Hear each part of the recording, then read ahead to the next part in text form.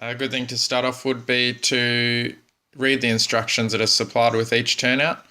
They're very comprehensive and really leave no questions to be asked on what needs to be done to correctly wire up each turnout for good, reliable electrical contact. If you want to use the turnout straight out of the box, you can. You can rely on the point blade contact with its stock rail to power the frog. However, we're going to do option 2, which I'll demonstrate.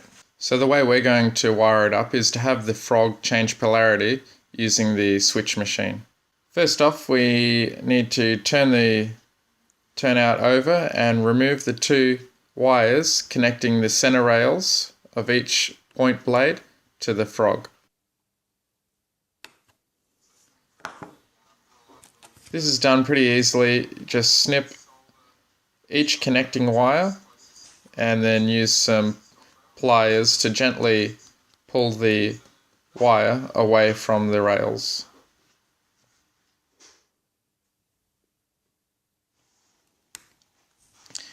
An extra modification, but one that is not entirely necessary, provided all the rail surfaces are kept clean, is to connect the center rail to its nearest stock rail. This modification means that center rails are no longer relying on point blade contact for their current supply. It is important to note that this should be done only if the other 2 wires linking the rails have already been removed. So what I'm doing here is called tanking. So it's just applying a small amount of solder to the area before actually applying the wire and trying to solder the wire onto the rail. This just makes it a lot easier to get a good accurate positioning of the wire.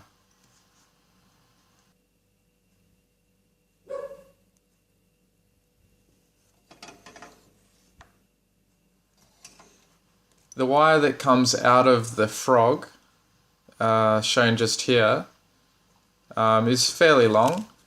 So I'm just using some of the excess wire to use to connect the center rail to its stock rail.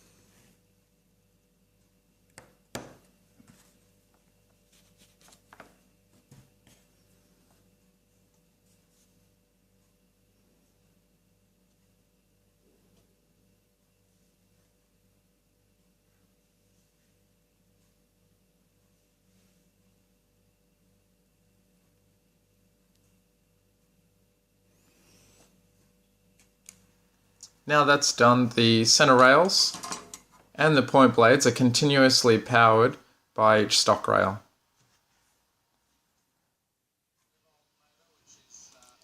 These are the 3 switch machines I've got. One is the Peco PL10 and this one is the Cobalt turnout motor and also the Tortoise slow motion switch machine.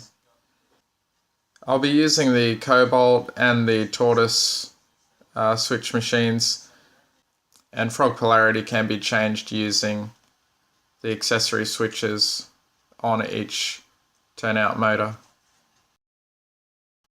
Because I'm going to be using the slow motion switch machine on these turnouts, I don't need that over centering spring, so I'm just lifting up these 2 little metal clips in order to remove the plate that's holding the over centering spring in place.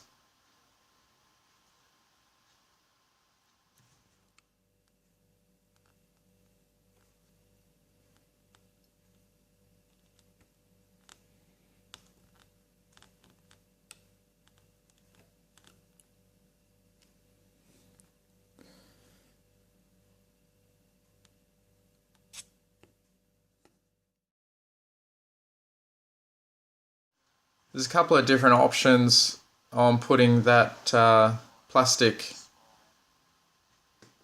tie back on. One, as I'm demonstrating now, is to use a small amount of glue and just glue that piece of plastic tie back over the top. It's just important to remember you only need a very small amount of glue because you don't want to foul up the point blades, and you just want to make sure it's nice and flush back the way it was so there's good free movement of each point blade.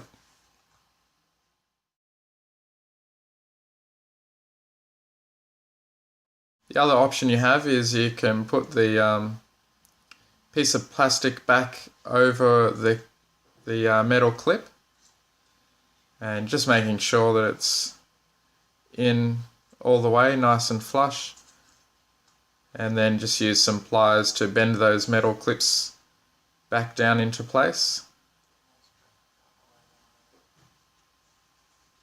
And once you've done that, just make sure that there's free movement of the point blades. This can be good if later on in the future you want to maybe reinstall the over-centering springs. Finally, to get our turnout ready is to remove these rail spikes so we can insert the insulated rail joiners to isolate the frog. So just using a Stanley knife to remove the spikes, and then once that's done, get the insulated rail joiners and remove them from their plastic mounts. And you want to make sure that the edges are nice and flush, so by using the Stanley knife you can just trim off any excess plastic.